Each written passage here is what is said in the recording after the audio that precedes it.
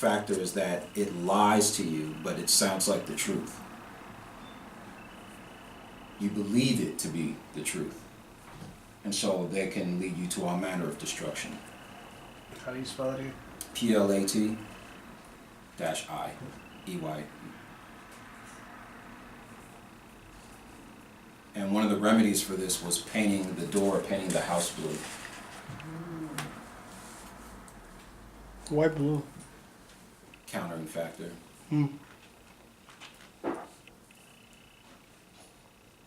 Haints is another thing you'll hear about in hoodoo. Haint? Haints. And those are spirits that are known for sitting on your chest when you sleep at night and stealing your vitality. Like hag writing. What is this? Hag writing would be a bit different. Yeah, hag writing is that's like something that can happen while you're awake. You know, something that could affect your waking life. Whereas these ones specifically attack while you're vulnerable, while you're laying down when you're asleep. Are these Like a succubus. are these the same as a succubus kind of? Like is this similar? No, a succubus is sexual.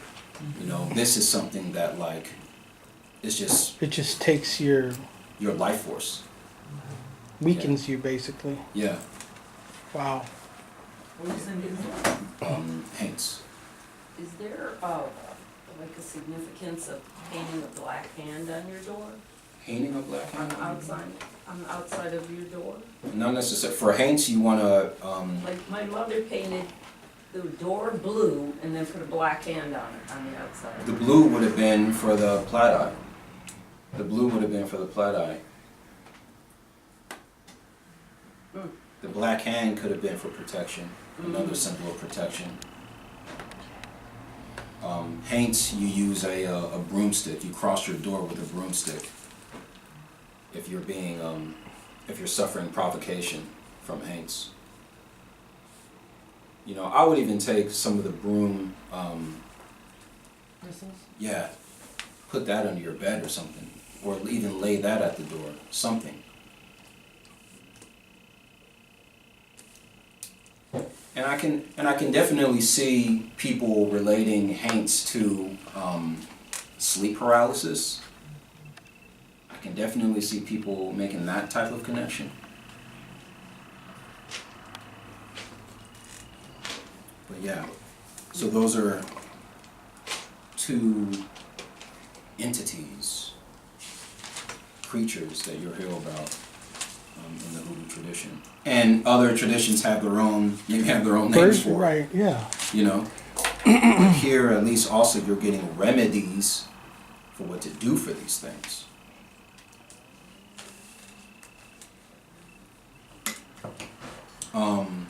Food, of course, another element, important element of hoodoo. We know that a lot of the food associated, I don't want to say with hoodoo, but you know, blacks in the South, you know, comes from, you know, food that was leftovers, you know, from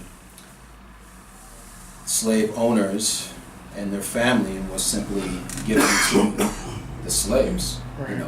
So pork, or swine, different parts of swine, pig feet, things of that nature. Some of the most unhealthiest parts of anything Right. you can imagine. Here you go, have the blacks eat that. And people maintain it to this day, willingly or knowingly or unknowingly, you know, where it's actually coming from. Chitlins and so forth. Like, you are literally carrying on a tradition of poisoning. Like, they gave you this stuff because it's what they didn't want. And so now, either due to ignorance or attachment to tradition, you're literally keeping that up yourself. And all the negative effects that causes. I'd like to interject. It's also poverty, though, because, like my family, we eat a lot of pork, you know. Yes. But that's because those cuts are the cheapest ones to buy in the That's meat. right, for a reason. Yeah. For a reason. So, in poverty, it's not like these people could buy their way out of slavery, Right. right? So So, they gotta eat. They gotta eat. yeah. But at what point do you say it's not poverty anymore? Like, Right, right, If, well- if you can spend $20 on a gram, right? Right. Okay. If you got 20 no, bucks- I know what you're saying. I get it, but I'm just saying, still, Yeah, in the poor communities, people still eat unhealthy yeah, because they can't afford anything. definitely. I know about that. Delicious, anything healthy. Well, I mean, now it's changing a little bit, but Like, yo, grab some Eat chicken. plants, eat vegan. yeah, it's cheaper to buy Yeah. plants now. Yeah, even with poverty, unless you're homeless. Right. Unless you're homeless, then you got to go with what you got. But if you got housing and you got any kind of income, yo, grab the turkey. You know what I'm saying? Like, make that choice. What's behind curtain B? All right. And of course, that New Year's dish of, guess what? Pork meat, black-eyed peas, and cabbage, or okra. I've used okra, actually, and obviously no pork whatsoever. But just as one of those kind of traditional New Year's dishes, that's symbolizing prosperity and wealth coming in. Hair as another element of hoodoo culture. And Africans being known for wearing their hair in different styles. But we already know the demonization of nappy hair that happened as a result of blacks being brought here and so forth. So even the self-vilification for one's nappy hair, became so prevalent and prominent that people would begin straightening their hair, right? To look more Eurocentric, to look more like white people, and so on, to look more like those who were buying and had owned them. And you also found this for those slaves that were being sold. Those that were put up for auction, the ones that were more light-skinned and had straighter hair, went for higher prices than those who didn't. And those blacks who were lighter skinned and again had these more, let's say, non-Negroid features were treated better on the plantation than those. And they got to live in were the black. house. Sometimes they got to live in the house. Upstairs Yeah. maids, I mean, my grandmother was, because she was 1/8 white, Mm. because of the landowner who had sex with a slave, and then it, Yeah, absolutely. That's right. So here we have this whiteness put up on a pedestal, and then all the self-destruction that comes as a result of it. But did you know, when we're talking about sticking to hair, one of the benefits of, and my teacher taught me this, was like someone that has braids, for example.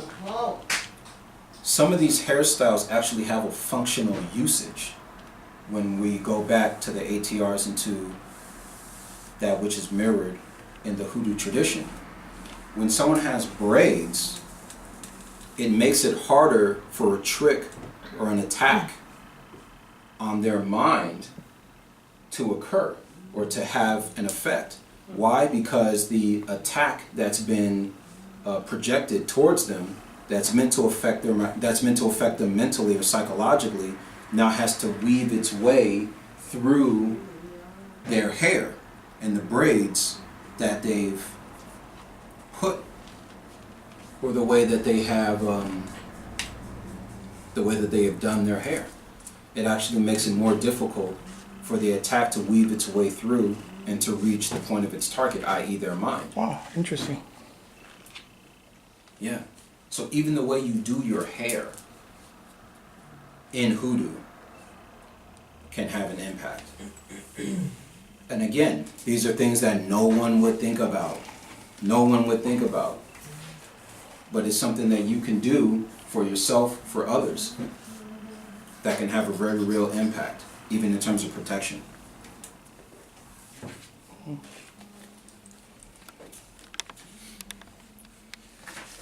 And one of the last things I want to get to before talking about getting to the post-emancipation period, I better check my time too, is spiritualism.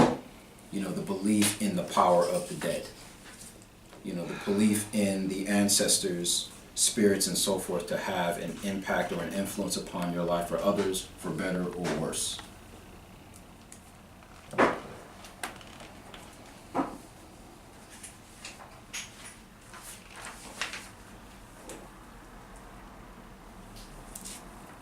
So now moving into the post-emancipation period.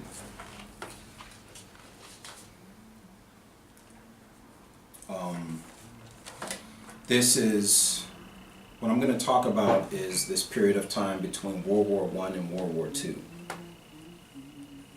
And it was during this time that we saw the emergence of marketeered hoodoo, right? It was during this particular period that you saw companies developing, having products, advertising them in black magazines, and hoodoo becomes this commodity. Now hoodoo becomes a selling point. So whereas you got traditional hoodoo in the South, in the North, and with the migration of all these blacks to northern states, the northern regions, and so on, these marketeers cater predominantly to these individuals. Because in the South, they know where to go for roots, herbs, curios. They had swampers. You know, swampers were people who went out into the swamp and got all their material for their clients, for themselves, and so forth. Whereas in the North, you got these cities and so on. So then you have these companies that develop selling these products, so-called hoodoo or otherwise, to these individuals, to these communities. And so it's also during the post-emancipation period that you have people who, especially if they have some kind of connection to the South, they're there and they're seeing what's going on. Bless you. And so some of them would literally go back to the South to either get learned or to really get the work that they needed for a particular situation or whatever the scenario may have been. But in the North, you have individuals who are very charismatic and so forth, who are able to sell you their hoodoo. And you can even order these products now through magazines. And so it kind of develops into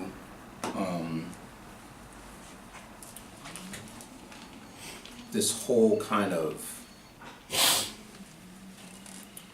hoodoo then becomes like an actual culture to buy into, right? And so all the stuff that we saw that had been introduced into hoodoo as practiced in Louisiana, with the candles and the oils and the so forth, that then gets picked up by marketeers and gets propagated as traditional hoodoo. You see? And that's why we have such a proliferation of candles, this and that, and so on and so forth. Things that were not originally part of original hoodoo. That's where it comes from, as propagated during this particular time, and from the marketeers. And you had, in addition to the magazines, you had stores. You know, you had shops that you could go to, right, and buy hoodoo products. Whereas, obviously, in the South and before, you had, it could have been someone's home, it could have been maybe in the back of a store or something like that. You know, there wouldn't have been something so obvious as, you know, Mojo Mart. You know what I mean? You know, wasn't happening. Even the name Lucky Mojo comes from, what was it, an incense line created by one of the biggest hoodoo marketeering companies at that time called Valmore. That's where the name Lucky Mojo comes from, at least from what I've come across. And so imagery. This becomes a main facet because now you got these magazines and you got this whole. And where does some of this imagery come from? Now, some of y'all may be familiar with, the picture of, some exotic looking, man, and he's got a turban on or something like this, and he's selling you some voodoo or some, some product, some oil that's supposed to get the job done, for whatever the job may be. The snake oil salesman. And that's where a part of that is, right? The snake oil. Just people just coming up with stuff because they know that this community, these people are interested in it. So just coming up with whatever. Who's there to validate it, right? Who's there to really check it out? You're no longer face to face with the person, with a worker. No longer face to face with a worker, with a conjurer.